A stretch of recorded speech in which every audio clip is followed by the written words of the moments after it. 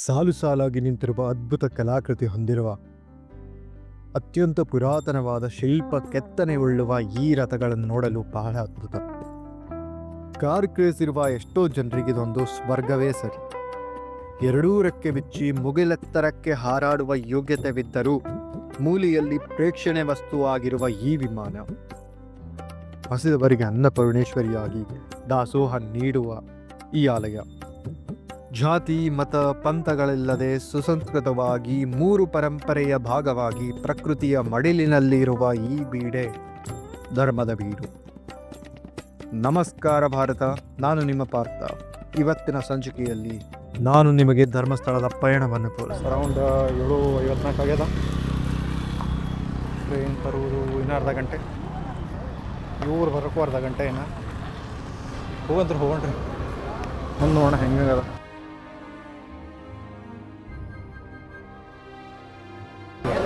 ನಮಸ್ಕಾರ ಹಿರಿಯರ, ನಾನೀಗ ಸದ್ಯಕ್ಕಿರೋದು ಸಿದ್ಧಾರೂಢ ರೈಲ್ವೆ ಸ್ಟೇಷನ್ ಹುಬ್ಳಿ. ಈ ರೈಲ್ವೆ ಸ್ಟೇಷನ್ ವಿಶೇಷತೆ ಏನು ಅಂತಂದ್ರೆ, ಇಡೀ ವಿಶ್ವದಲ್ಲೇ ಅತಿ ದೊಡ್ಡ ಪ್ಲ್ಯಾಟ್ಫಾರ್ಮ್ ಉಳ್ಳುವ, ಅಂದರೆ ಅಂದಾಜು 1507 ಮೀಟರ್, ಅಂದರೆ 1.5 ಕಿಲೋಮೀಟರ್ ಲೆಕ್ಕನ ಹಿಡಿದ್ರಿ ನೀವು. 1.5 ಕಿಲೋಮೀಟರ್ ಅಷ್ಟು ಉದ್ದದಾದ ಪ್ಲ್ಯಾಟ್ಫಾರ್ಮ್ ಇದೆ. ಅದಕ್ಕೆ ಇದರ ಹೆಸರಲ್ಲಿ, ಅಂದರೆ ನಮ್ಮ ಸಿದ್ಧಾರೂಢ ರೈಲ್ವೆ ಸ್ಟೇಷನ್ ಹೆಸರಲ್ಲಿ ಒಂದು ಗಿನ್ನಿಸ್ ದಾಖಲೆ ಕೂಡ ಇದೆ. ಹಾಗಾಗಿ ಅಲ್ಲಿ ಕುಂತಿರ್ಬೇಕಾದಾಗ ನಮ್ಮ ಡಾಗೇಶ್ ಭಯ್ಯ ಸಿಕ್ಕ. ಡಾಗೇಶ್ ಭಯ್ಯ ಹೆಂಗದ ನಮ್ಮ ರೈಲ್ವೆ ಸ್ಟೇಷನ್, ಹೆಂಗದ ನಿಮ್ಮ ಲೈಫು ಅಂತ ಇಂಟರ್ವ್ಯೂ ತಗೋಣ ಅಂತ ಕೇಳಿದೆ. ಅವ್ರು ಅಂದಿದ್ದ ಮಾತು ಕೇಳಿ ಮನ್ಸಿಗೆ ವ್ಯಾಸ ಆಯ್ತು. ಸುಮ್ಕೊಂಡು ಇನ್ನೊಂದು ನಂಬಿ ಬರೋಂಗಿಲ್ಲ, ಬರೆದು ಕೊಡ್ತೀನಿ ಏನದಾದ್ರಿ ಸುಳಿ ಮಗ ಅವನು.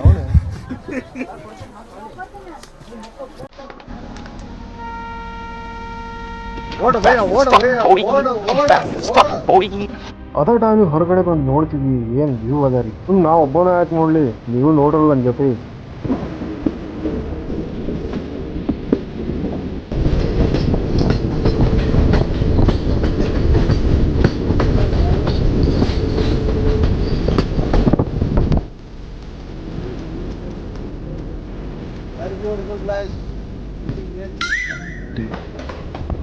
ನಾನು ಟ್ರಾವೆಲ್ ಮಾಡ್ತಾ ಇರಬೇಕಾದಾಗೆ ನಾ ಬರೆದ ಒಂದು ಕವಿತೆ ನೆನಪಾಯಿತು. ಹಾಗಂತ ನಾನೇನು ದೊಡ್ಡ ಕವಿ ಅಲ್ಲ, ಹಾಗಂತ ಯಾವುದೇ ಕವಿಗಿಂತ ಕಮ್ಮಿ ಏನದು.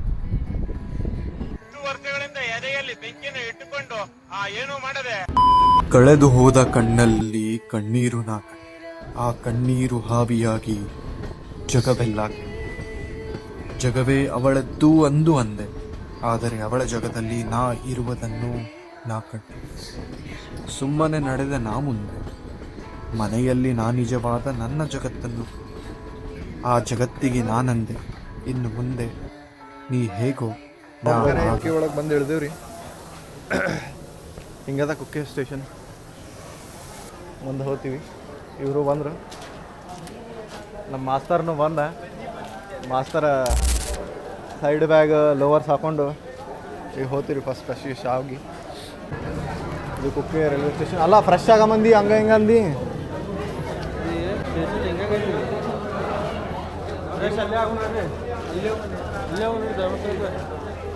ನಾವು ಒಂದು ತಾಸು ಹಿಡಿತಲ್ಲ. ಅಲ್ಲೇ ಹಂಗೆ ಹೋಗಿ ನೋಡ್ರಿ. ಅಲ್ಲಾರ ತಿಕ್ಕೊಂಬರು ನಿಮ್ಮವನು ಡೈರೆಕ್ಟ್ ಧರ್ಮಸ್ಥಳ ಹೋಗೋಣ ಅಂತಾರ.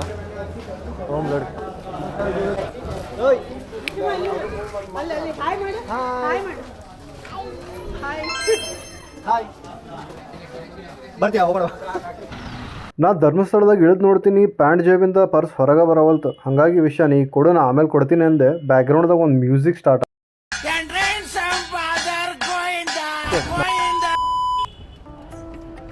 ಮತ್ತೇನೈತ್ರಿ, ಅಲ್ಲಿಂದ ಒಳಗಡೆ ಹೋಗಿ ಒಂದು ರೂಮ್ ತೊಗೊಂಡು ಸ್ವಲ್ಪ ಫ್ರೆಶ್ ಅಪ್ ಆಗಿ ನಾವು ಅಲ್ಲಿಂದ ಹೋಗ್ತೀವಿ ನೇತ್ರಾವತಿ ನದಿ ದಂಡೆಗೆ.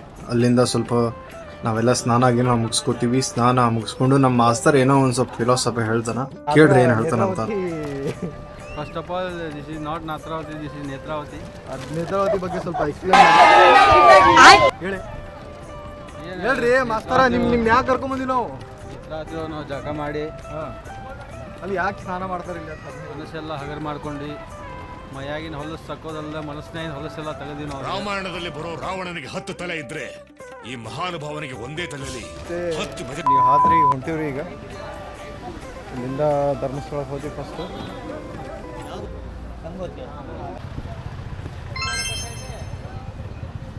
ನಾವು ನೇತ್ರಾವತಿ ಸ್ನಾನಘಟ್ಟದಿಂದ ಧರ್ಮಸ್ಥಳಕ್ಕೆ ವಾಪಸ್ ಬರ್ತೇವೆ. ಬಂದ ತಕ್ಷಣ ನಮ್ಗೆ ಇಲ್ಲೊಂದು ಮುದ್ದವಾದ ಹಸು ಕಾಣ್ತು. ಅದಕ್ಕೆ ಸ್ವಲ್ಪ ಮುದ್ದು ಮಾಡಿಬಿಟ್ಟು ಸ್ಟ್ರೇಟಾಗಿ ಹೋದೆ. ಹೋಗಿ ನೋಡ್ತೀನಿ ಮಾಸ್ತರ್ ಕಾಣ್ತಾ ಇಲ್ಲ. ಎಲ್ಲಿಗೆ ಹೋದ್ನಪ್ಪ ಅಂತಂದರೆ ಬಾಟಲ್ ತರಕ್ಕೆ ಹೋದ. ಬಾಟ್ಲು ನೀರು ಕುಡಿಯೋದಕ್ಕೆ ಅಂತ. ಆಮೇಲೆ ಗೊತ್ತಾಯಿತು. ಹಾಗೆ ನೆಕ್ಸ್ಟು ಪಾನ್ ಶಾಪ್ ಇತ್ತು. ಪಾನ್ ಶಾಪ್ ಕಂಡ ತಕ್ಷಣ ಒಂದೆರಡು ಪಾನ್ ಕಟ್ಸ್ಕೊಳ್ಳಿಲ್ಲ ಅಂದರೆ ಹೇಗೆ, ಆಗೋಸ್ಕರ ಒಂದೆರಡು ಪಾನ್ ಕಟ್ಸ್ಕೊಂಡ್ವಿ. ಆಮೇಲೆ ಮಾಸ್ತರ್ ಬಂದಮೇಲೆ ಅಣ್ಣಪ್ಪ ಸ್ವಾಮಿಯ ದರ್ಶನಕ್ಕೆ ಹೋಗ್ತೇವೆ. ಅಣ್ಣಪ್ಪ ಸ್ವಾಮಿಯ ದರ್ಶನ, ಪಾದ ದರ್ಶನ ಆದಮೇಲೆ ಬೆಟ್ಟ ಹತ್ತಲಿಕ್ಕೆ ಪ್ರಾರಂಭ ಮಾಡಿದೆವು.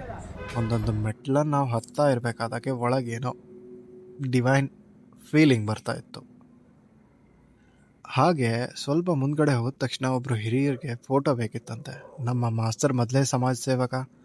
ಅವನಲ್ಲಿರುವ ಸಮಾಜ ಸೇವಕ ಹೊರಗೆ ಬಂದು ಫೋಟೋ ಅವ್ರಿಗೆ ತಕ್ಕೊಟ್ಟ.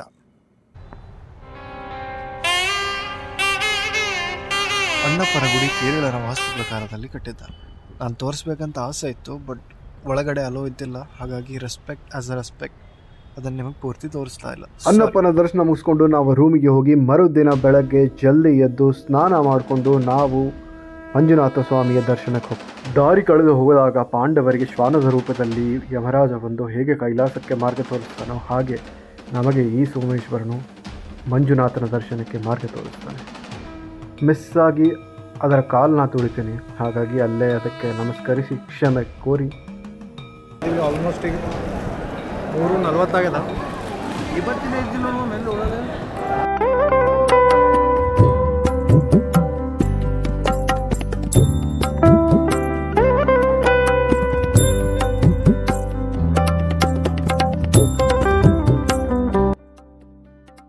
ಫಿಶ್ ಅದಾವಂತ್ರಿ. ಫಿಶ್ ನೋಡ್ಲಿಕ್ಕೆ ಹೊಂಟಿವಿ.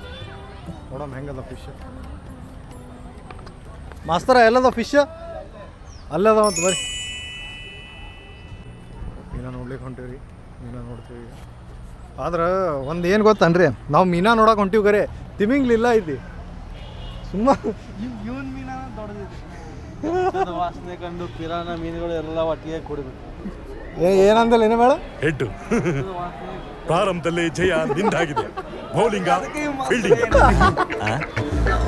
ಬೌಲಿಂಗ ಫೀಲ್ಡಿಂಗ್ ತಪ್ಪಾಗೇನಾದ್ರು ಈ ಕೇಳಿ. ಎಕ್ವೇರಿಯಂನಲ್ಲಿ ಒಂದು ಗೋಲ್ಡ್ ಫಿಶ್ಶಿಂದ ಹಿಡಿದು ಪಿರಾನವರೆಗೂ ನಿಮ್ಗೆ ಇಲ್ಲಿ ನೋಡೋದಕ್ಕೆ ಸಿಗ್ತದೆ. ಹಾಗೆ ನಾವು ಒಂದು ಸ್ವಲ್ಪ ಒಣಬದ್ರಿ ಶಾರ್ಟ್ ತೊಗೊಂಡು ನಮ್ಮ ವಿಶ್ವ ಒಂದು ಅಪ್ ಸೈಡಿಂದ ಆ್ಯಂಗಲಿಂದ ಶಾರ್ಟ್ ತೊಗೊಂಡು ಎಕ್ವೇರಿಯಂ ನೋಡ್ಲಿಕ್ಕೆ ಹೋಗ್ತೀವಿ. ಒಳಗಡೆ ಮಸ್ತ್ ಅದ.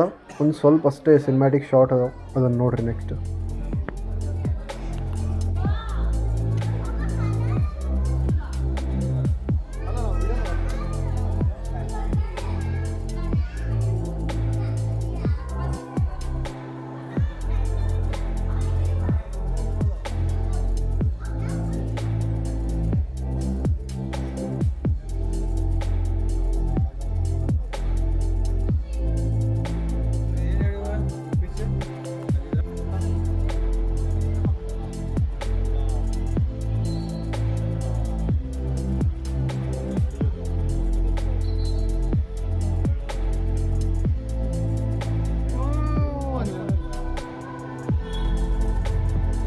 ಮಂಜುನಾಥನ ಆಲಯದ ದರ್ಶನವಾದ ಮೇಲೆ ನಾವು ಹೋಗೋದೇ ರಥಗಳ ಬೀದಿಗೆ.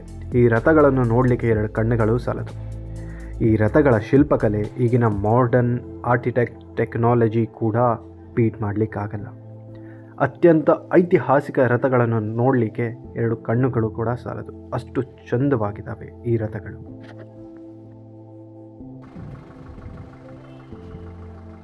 ಆ ರಥಗಳನ್ನು ನಮ್ಮ ಕಣ್ಣಿಂದ ಕಣ್ಣು ತುಂಬಿಸ್ಕೊಂಡು ನಾವು ಕೆಳಗಡೆ ಹೋಗ್ತೇವೆ. ಕೆಳಗಡೆ ಹೋದ್ಮೇಲೆ ನಮಗೆ ಕಂಡಿದ್ದೆ ವೀರೇಂದ್ರ ಹೆಗಡೆಯವರು ಓಡಿಸಿದ್ದ ಒಂದು ವಿಮಾನ. ಬೋಟ್ ಐತಾರಲ್ಲ, ಎಮರ್ಜೆನ್ಸಿ ಏನ್ರಿ ಸಮುದ್ರದಲ್ಲಿ ಲ್ಯಾಂಡಿಂಗ್ ಮಾಡ್ದಿತ್ತಂದ್ರೆ ಬೋಟ್ ಜೊತೆನೇ ಜಿಗಿದು ಬಿಡೋದು. ಜನ್ಮಕ್ಕೆ ಹೋಗೋ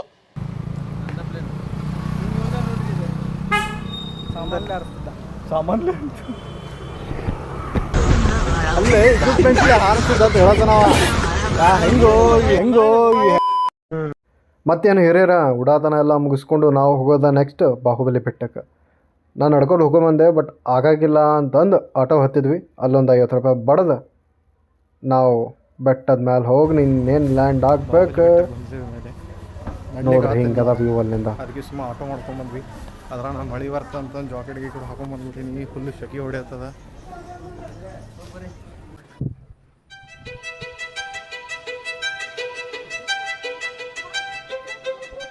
ಇಲ್ಲಿ ಬಾಹುಬಲಿ ಬಗ್ಗೆ ಇತಿಹಾಸ ಬರೆದಿದ್ದಾರೆ. ಅಂದ್ರೆ ಹೆಂಗೆ ತಂದರು, ಅದ್ರೊಳಗೆ ಏನೇನಾಯಿತು, ತರಲ್ಬೇಕಾದಾಗ ಎಷ್ಟು ಪ್ರಾಬ್ಲಮ್ ಇಶ್ಯೂ ಆದವು ಅದನ್ನೆಲ್ಲ ಆ ಲಿಸ್ಟ್ ಒಳಗೆ ಬರೆದಿದ್ರು.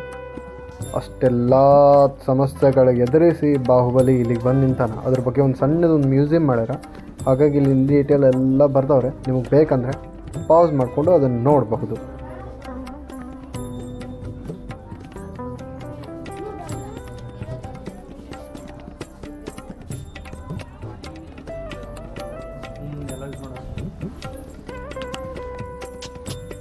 ಬಾಹುಬಲಿಯ ದರ್ಶನ ಮಾಡಿದ ನಾವು ನೆಕ್ಸ್ಟ್ ಹೋಗೋದೇ ಕಾರಿನ ಮ್ಯೂಸಿಯಂಗೆ. ಈ ಕಾರಿನ ಮ್ಯೂಸಿಯಂ ವಿಶೇಷತೆ ಏನು ಅಂತಂದರೆ ಇಲ್ಲಿ ಎಲ್ಲ ರೀತಿಯ ವಾಹನಗಳಿವೆ. ಅಂದರೆ ಸ್ಟಾರ್ಟಿಂಗ್ ಇಂದ ಎಂಡ್ವರೆಗೂ, ಈಗಿನ ಪ್ರೆಸೆಂಟ್ವರೆಗೂ ಎಲ್ಲ ಟೈಪ್ ಮಾಡಲ್ಸ್, ಆ್ಯಂಟಿಕ್ ಕಾರ್ಗಳು ನೀವಿಲ್ಲಿ ನೋಡಬಹುದು. ಇದು ಕಾರ್ ಕ್ರೇಜ್ ಇರುವವರೆಗೆ ಒಂದು ಸ್ವರ್ಗಕ್ಕಿಂತ ಮೇಲಂತಲೇ ಹೇಳ್ಬೋದು ಗುರು ನಾವು. ಇಟ್ಸ್ ಮಾಪಲ್.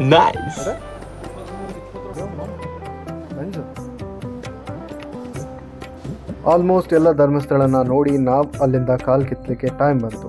ಎಲ್ಲ ಬ್ಯಾಕ್ ಪ್ಯಾಕ್ ಎಲ್ಲ ರೆಡಿ ಮಾಡಿಕೊಂಡು ನಾವು ನಮ್ಮ ಮಾಸ್ತರನ ಜೊತೆ ಹೋಗ್ತಾ ಇದ್ದೀವಿ ಕುಕ್ಕೆಗೆ. ನೀ ಹೇಳ ಏನ್ರ ಹೇಳ, ಪಾಪ ಮಂದಿಗೆ ಹೇಳ, ಹಿಂಗೆ ಬರ್ರಿ, ಇಲ್ಲಿ ಬರ್ರಿ, ಏನೇನು ಮಾಡಬೇಕು. ವ್ಯವಸ್ಥೆ ಇದೆ, ಪ್ರಸಾದ ಇರ್ತೈತಿ, ದೇವರ ದೇವ್ರ ದರ್ಶನ ಮಾಡ್ಕೊಂಡು ದರ್ಶನ ಮಾಡಿರಿ. ವೀಕೆಂಡ್ ವೀಕೆಂಡ್ ಬಂದ್ರೆ ರಶ್ ಇರ್ತದೆ. ಬಂದ್ರೆ ಎಷ್ಟು ಇರುತ್ತೆ. ಧರ್ಮಸ್ಥಳ ಬಸ್ ಸ್ಟಾಪ್ದಾಗ ಏನೋ ಸ್ವಲ್ಪ ಜಗಳ ಆದೈತೆ, ಅದೊಂದು ಸ್ವಲ್ಪ ಕಂಟೆಂಟಿಗೆ ಅಂತ ತೊಗೊಂಡು ನೆಕ್ಸ್ಟ್ ನಾವು ಹೋಗ್ತಾ ಇರೋದೇ Kukke ಸುಬ್ರಹ್ಮಣ್ಯಕ್ಕೆ.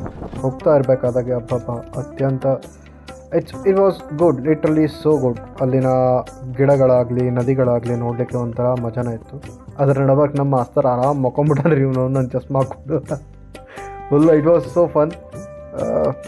So just enjoy some cinematic videos here.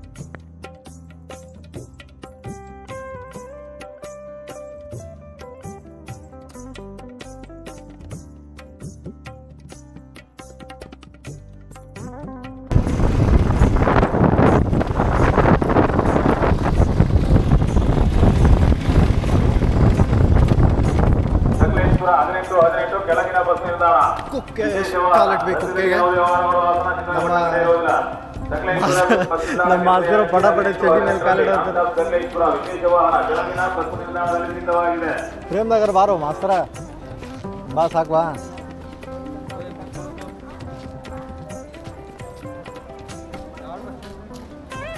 Ma'am ನೀರಿನ ಬಾಟ್ಲಿ ತಂದ್ರ ಮಾಮ್. ಹೀಗಿದೆ. ನಮ್ಮ ಮಾಸ್ತರ ನಮ್ಮ ಲವ್ ಗುರು ಇದ್ದಂಗೆ ನಮಗೆಲ್ಲ ಏನೇನು ಮಾಡ್ಬೇಕು, ಹೆಂಗೆ ಮಾಡ್ಬೇಕು ಎಲ್ಲ ಹೇಳ್ಕೊಡ್ತಾನೆ ಇವ. ಏನು ರೀ ಇಲ್ಲೇನು ಹೆಸರು ಬರ್ದಾರಲ್ರಿ, ಎಲ್ಲ ಹಿಂದಿನ ಜನದಾಗ ಇವನೇ ಬಂದು ಬರ್ದಾನೆ ರೀ ಇವ.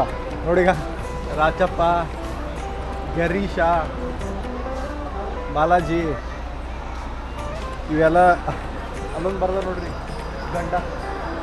ಈಗ ಬಂದೇವ್ರಿ ಸುಬ್ರಹ್ಮಣ್ಯದಾಗ. ಮಾಸ್ತರ್ ನನ್ನ ಚಸ್ಮಾ ಹತ್ಕೊಂಡಿದ್ದ ವಾಪಸ್ ಇಸ್ಕೊಂಡಿದ್ರಿ ಗಂಡಸ್ತರ ಮೇಲೆ ಸವಾಲಾಗಿ. ಹೀಗಾಗಿ ಚಸ್ಮಾ ಕೊಟ್ಟ ಹಿಂಗದ ನೋಡ್ರಿ. ಏನು ಮಾಡಿದೆ? ಕ್ಯಾಮರಾ ಹಡ್ಕೋಬೇಕಂದ್ರೆ ನೋಡ ಕಡ್ದ ಹೋಯ್ತು ನಿನ್ನ.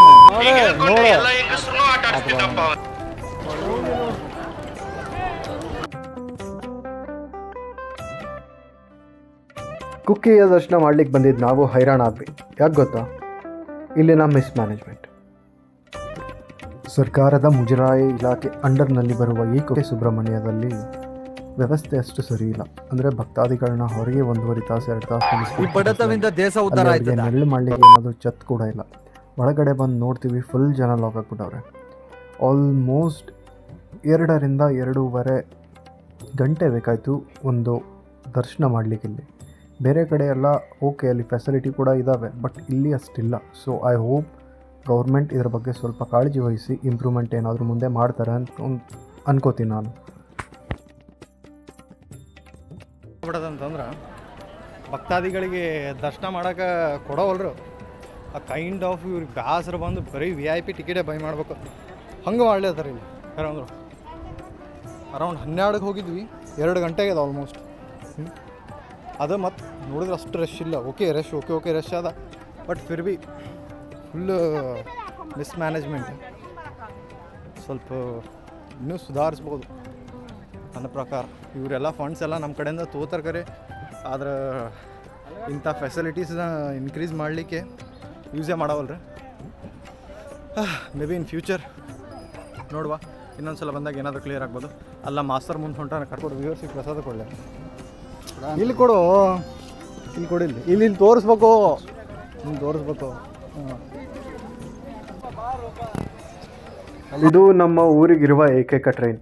ಸ್ವಾತಂತ್ರ್ಯ ಬಂದು 75 ವರ್ಷ ಆದರೂ 1960ರಲ್ಲಿ ಅಲಾಟ್ ಆಗಿದ್ದ ನಮಗೆ ಟ್ರೈನ್ 2025ರಲ್ಲಿ ಬಂದು ಇವಾಗ ಸ್ಟಾರ್ಟ್ ಆಗಿದೆ. ಅಷ್ಟು ಹಿಂದುಳಿದಿದೆ ಹೈದರಾಬಾದ್ ಕರ್ನಾಟಕ. ಹಾಗಾಗಿ ಜಲ್ದಿ ಬಂದಿದ್ದೀನಿ. ಬಂದು ನೋಡಿ, ಮುತ್ತೆ ಹೇಳಿದ ಕರೆ ಐತಿ. ಮುತ್ತೆ ಹೇಳಿದ ಕರೆ ಐತೆ. ಹಿಂಗಾದ್ರೆ ಅದು ಒಟ್ಟು ಟೈಮಿಂಗು ವ್ಯವಸ್ಥೆ ಅಷ್ಟು ಆಗ್ಯದ. ಒಂದು 2-3 ಟ್ರೈನ್ ಆದ್ರೆ ಚಂದ ಅಂತ. ಡಸ್ಟ್ ಆಗ್ಬಿಡ್ತದೆ. ಹುಬ್ಬಳ್ಳಿಯಿಂದ ನಮ್ಮ ಊರಿಗೆ 70 ರೂಪಾಯಿ ಅದ ticket. One of the cheapest way to travel. ನಮ್ಮೂರಿಂದ ಹುಬ್ಬಳ್ಳಿಗಾಗಲಿ, ಹುಬ್ಬಳ್ಳಿಯಿಂದಾಗಲಿ ನಮ್ಮೂರಿಗಾಗಲಿ ಭಾಳ ಜನರಿಗೆ ಹೆಲ್ಪ್ ಮಾಡಿದೆ. ಸ್ವಲ್ಪ ಇನ್ನೊಂದು 2-3 ಟ್ರೈನ್ ಆದ್ರೆ ಆಗ್ತಾವು ಇನ್ ಫ್ಯೂಚರ್ ಗೊತ್ತು, ಬಟ್ ಸ್ಟಿಲ್ ಆದಾಗ ಚೆನ್ನಾಗಿರುತ್ತೆ. ಆಲ್ಮೋಸ್ಟ್ ಈಗಾಗಲೇ 60-70 ವರ್ಷ ಲೇಟಾಗಿ ನಮ್ಗೆ ಟ್ರ್ಯಾಕ್ ಸಿಕ್ಕದ. ಬಟ್ ಆದರೂ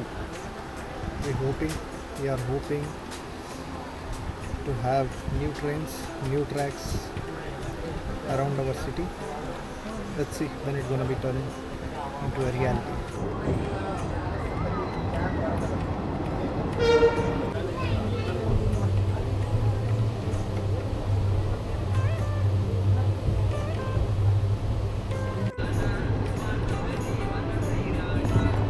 ಆಗ್ಯದ, ಆಲ್ಮೋಸ್ಟ್ 8:30 ಆಗ್ಯದ.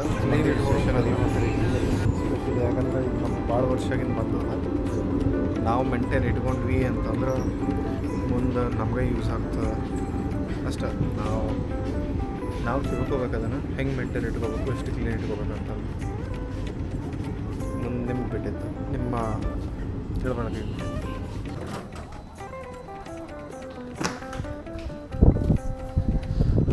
ಇಂಟು 20 ಗಂಟೆಗೆ ತಂದು ಮುಂಚೆ ಅಲ್ಲಿಂದ ಬಸ್ ಅದ ಪಟ್ಟದ.